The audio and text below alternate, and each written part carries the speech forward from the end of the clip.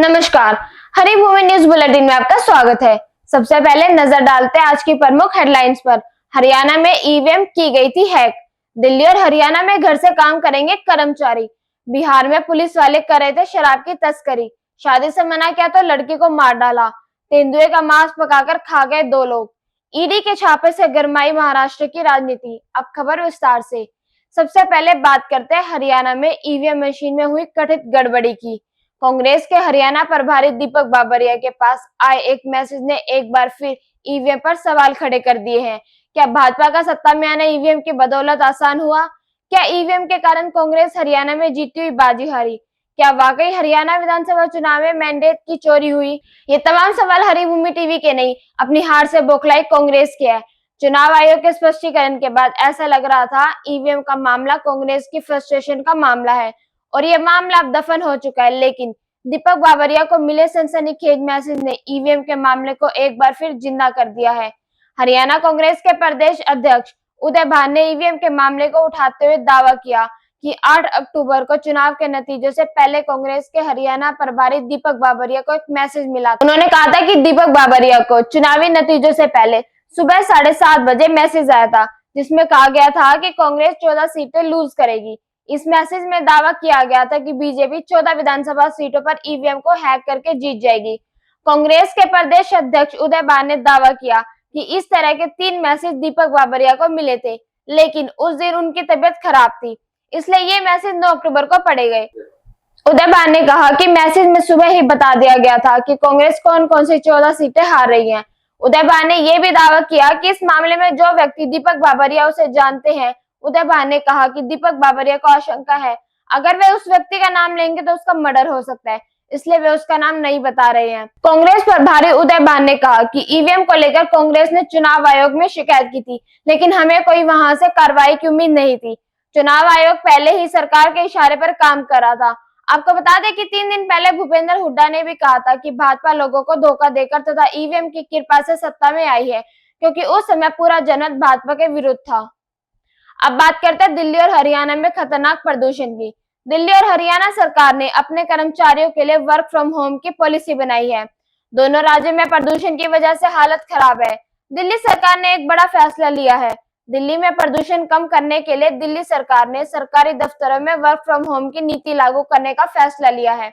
इस फैसले के तहत दिल्ली सरकार के 50% कर्मचारी घर से काम करेंगे। दिल्ली के पर्यावरण मंत्री गोपाल राय ने कहा कि शहर की बिगड़ती वायु गुणवत्ता से निपटने के लिए घर से काम करने के उपाय और ऑड इवन योजना को लागू करने पर जल्द ही निर्णय लिया जाएगा।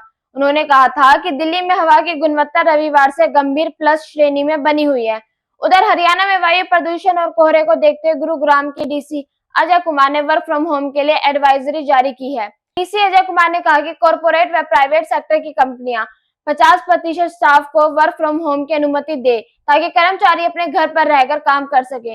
वायु गुणवत्ता प्रबंधन आयोग द्वारा जारी निर्देशों की अनुपालना के तहत एडवाइजरी जारी करते हुए डीसी अजय कुमार ने कहा कि जिला प्रशासन की ओर से प्रदूषण कम करने के लिए निरंतर प्रयास किए जा रहे हैं।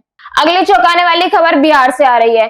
बिहार में शराबबंदी के बीच वैशाली जिले से एक हैरान कर देने वाला मामला सामने आया है।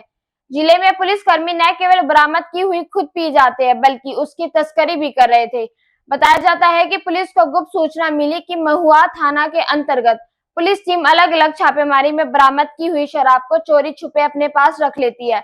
इसके बाद वो उस शराब का इस्तेमाल खुद के पीने के लिए करते हैं। इतना ही नहीं, बरामद की हुई शराब को वो बेच भी रहे हैं। सूचना मिलने के बाद उन सभी पुलिसकर्मियों पर कार्रवाई की गई है। पुलिस को मिली गुप्त सूचना की पुष्टि के लिए एक विशेष टीम का गठन किया गया। इसके बाद उस विशेष टीम ने जाकर छापेमारी की। इस दौरान वहां 32.50 लीटर देशी शराब बरामद हुई। इस कांड में शामिल 7 कर्मियों को गिरफ्तार कर लिया है। गिरफ्तार किए गए 7 पुलिसकर्मी में एक महिला सिपाही भी शामिल है। पुलिस आगे की कार्रवाई कर रही है। अब खबर ईडी की। ईडी ने चुनावी राज्य महाराष्ट्र के बिटकॉइन मामले से जुड़े गौरव मेहता के छत्तीसगढ़ स्थित ठिकानों पर छापेमारी की। ये तलाशी मनी लॉन्ड्रिंग केस की जांच के तहत की जा रही है। सूत्रों ने बताया कि छत्तीसगढ़ की राजधानी रायपुर में मेहता के ठिकानों पर छापेमारी की जा रही है। भाजपा ने एनसीपी नेता और बारामती से सांसद सुप्रिया सुले और कांग्रेस नेता नाना पटोले पर मौजूद चुनावों में अवैध रूप से बिटकॉइन का इस्तेमाल करने का आरोप लगाया है। इसके नेताओं ने एक रिकॉर्डिंग सुनाई, जिसमें सूली की आवाज होने का आरोप लगाया गया है। सूले ने आरोप से इनकार किया। बताया जाता है कि इस स्कैम का मास्टरमाइंड अमित भारद्वाज नाम का शख्स था, जिसने बिटकॉइन में इन्वेस्टमेंट के नाम पर स्कैम किया था। सैकड़ों इन्वेस्टर्स के साथ धोखाधड़ी की गई। बिटकॉइन में इन्वेस्ट कर हर महीने 10% रिटर्न का वादा किया गया था। इस स्कैम के बाद अमित भारद्वाज दुबई भाग गया था, लेकिन उसे वापस भारत डिपोर्ट कर दिया गया था। उसकी साल 2022 में हार्ट अटैक से मौत हो गई थी। इस स्कैम में शिल्पा शेट्टी के पति राज कुंद्रा को बिटकॉइन माइनिंग फॉर्म खोलने के नाम पर 285 बिटकॉइन दिए गए थे। इन बिटकॉइन की कीमत उस वक्त करीब 150 करोड़ रुपए थी। इस मामले में करीब महाराष्ट्र और पंजाब में 40 FIR दर्ज हुई थी। अगली खबर तमिलनाडु से आ रही है, जहां 26 वर्षीय शिक्षिका की स्कूल परिसर में हत्या कर दी गई। हत्या की वजह विवाह प्रस्ताव को अस्वीकार करना बताया जा रहा है। बताया जाता है कि महिला टीचर पर सरकारी स्कूल में 30 वर्षीय मदन ने हमला किया।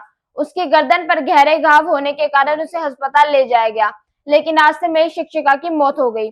पुलिस ने मदन को गिरफ्तार कर लिया है। साथ से पता चला कि महिला टीचर और मदन के परिवार हाल ही में उनके शादी पर चर्चा करने के लिए मिले थे, लेकिन उन्होंने शादी के प्रस्ताव को ठुकरा दिया था। इसके बाद निराश मदन स्कूल गया और शिक्षिका पर धारदार हथियार से हमला कर दिया। अंत में बात करते हैं एक और चौंकाने वाली खबर की। ओडिशा के नुआपाड़ा जिले में 2 लोग तेंदुए का शिकार करने के बाद उसके मांस को पकाकर खा गए। दोनों को गिरफ्तार कर लिया गया है। पुलिस ने तेंदुए का सिर बरामद कर लिया है। बताया जाता है कि दोनों ने जंगली सुअरों का शिकार करने के लिए जाल लगाया था, जिसमें तेंदुआ फंस गया। इसके बाद दोनों ने तेंदुए को मारकर उसकी खाल उतार ली और मांस पकाकर खा गए। ऐसी ही खबरों से जुड़े रहने के लिए देखते रहिए हरी भूमि टीवी। और अधिक विस्तार से जानना है तो हरी भूमि अखबार पढ़ें।